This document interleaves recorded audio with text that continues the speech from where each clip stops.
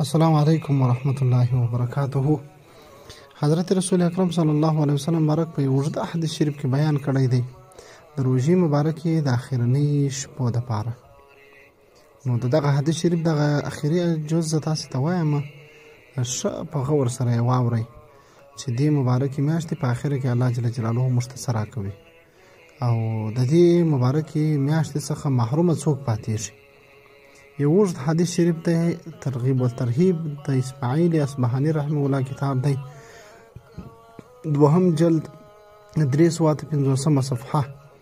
حدیث رقم 1288. روایت د حدیث شریف حضرت ابن عباس رضی الله تعالی عنہ کړی چې د نبی کریم صلی الله علیه وسلم مبارک څخه اورېدلی دي. حدیث شریف کې راځي چې د 28م په شپه باندې حضرت جبرائیل علیه السلام په یو ډله کې د ملایکو راشي اوسي، د سره یو زرغون بیرغ وي، د کعبې شریفې پر سر باندې بیرغ ودروي. حضرت جبرائیل علیه السلام 600 وزر وي، په دې 600 وزرو کې 2 وزره چې وي هغه د شب قدر په شپه باندې خلاصوي. نو دا وزرونه چې خلاص کې وای تر مشرق و مغرب تیر سي او ملایکې په دغه مځکه کې پخش سي، په دې امت کې ګرځي، د هر چا هر څوک چې په لمانځه ولاړ وي، ناست وي، ذکر کوي، پر دوی باندې سلامونه وایي او د دوی سر روغبړ کوي او د دوی پر دعا باندې آمین وایي، تر څو چې صوب صادق دمیږي. کله چې صوب صادق ودمیږي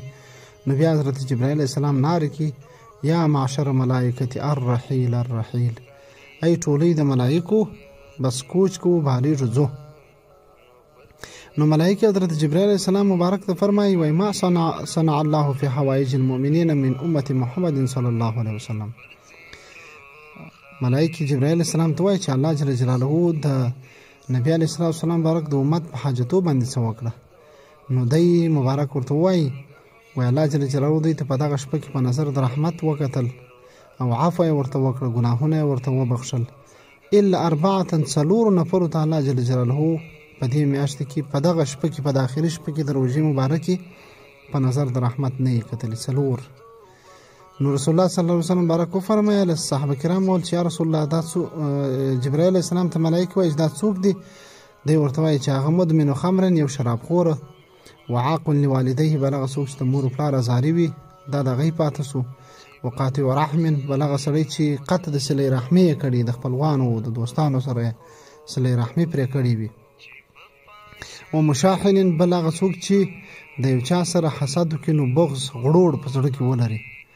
دلته صحابه کرام ویل چې یا رسول الله دغه مشاحن چاته ویل کیږي؟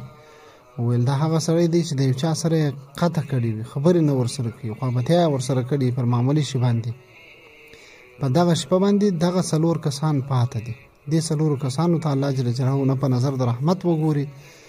او بل روایت کې راځي چې الله جل جلاله وفرمایي ملایکو ته چې دغه کسان پرېږدوئ، دغه سړی چې د بل مسلمان سره په زړه کې حقد لري، خو آباد دی ورسره او خبرې نه ورسره کوي، دا د هغې پرېږدوئ تر څو چې دی ورسره جوړیږي. نبي علیه السلام بارک وفرمایل کله چې د اختر شپه سي دې شپې ته لیلة الجایزه هم ورته وایي، د جایزې شپه. نو په دغه وخت کې د سهار الله جل جلاله بیا ملایکې راولیږي، مځکې ته راشوسي او پر کوڅو پر خلو باندې ولاړې وي، په لوړ اوازو سره نارې وایي چې انس و جن یې نه اوري، نورې ټوله مخلوقات اوري او داسې وایي چې یا امت محمد صلی الله علیه وسلم، ای د نبي علیه السلام امت راووځئ و رب کریم ته چې لو بخښه درته وکړي. کله چې دوی خپل عیدګاه ته را روان سي الله جل جلاله ملایکو ته ووایي چې ای ملایکو د هغه مزدور چې کله کار وکړي هغه مزدوري څه ده؟ نو ملایکو ورته وایي چې زموږ رب زموږ باداره د هغه جزا دا ده چې مزدوري یې پوره ورکړي. نو الله جل جلاله ورته وایي چې اشهدکم یا ملایکتي، زه تاسې شاهدانې کوم ای زما ملایکو چې انی قد جعلت ثوابهم من صیامهم شهر رمضان، ما د دوی ثواب د روژې د میاشتې او قیامه چې دوی کړې ده د دې ثواب بس زما رضا ده چې زه ورسره راضي یم، و مغفرتي او بخښه مې ورته کړې ده. بیا الله جل جلاله فرمایي چې تاسې زما څخه سوال وکړئ، زما د خپل په عزت و جلال باندې قسم وي چې نن ورځ به تاسې زما څخه سوال غوښتنه نه کوئ، د آخرت دپاره زه به هغه درکوم، د دنیا دپاره هغه به زه تاسې ته ګورم. او زما دی خپل په عزت قسم یا الله جل جلاله فرمایي چې لاسترن علیکم عثراتکم ما راقبتمونی، چې زه به ستاسې هغه عیبونه چې په تاسې کې وي هغه به پټ کړم بیا به الله جل جلاله قسم واخلي چې زما دې په خپل عزت قسم وي چې لا اخزیکم ولا افضحکم، زه به تاسې رسوا نه کړم، تاسې به ونه شرموم په ورځ د قیامت باندې او په هغه سختیو باندې. نو بیا الله جل جلاله ورته وفرمایي چې انصرفوا مغفورا لکم قد رضیتموني ورضیت عنکم، ورځئ ولاړ شئ خپل کورو ته، تاسې زه راضي کړم او ما تاسې راضي کړاستې، تاسې ما څه راضي یاستې. دلته وایي ملایکې ټوله خوشحاله شي، ویستبشرون بما یعطي الله هذه الامة بما افطروا. نو په دغه باندې وایي ملایکې خوشحاله شي چې الله جل جلاله دې امت ته دغومره درجات او دغونه شیان ورکړه چې ګناهونه یې ور وبخښل او دوی د مغفرت دپاره یو جوګه وګرځوله. نو عزیزانو په دغه خیرو شپو کې که د چا سره غړول لرئ، خوابدۍ لرئ، بس هغه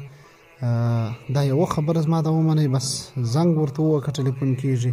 که نه کېږي ویې وینه، بس ورته ووایه چې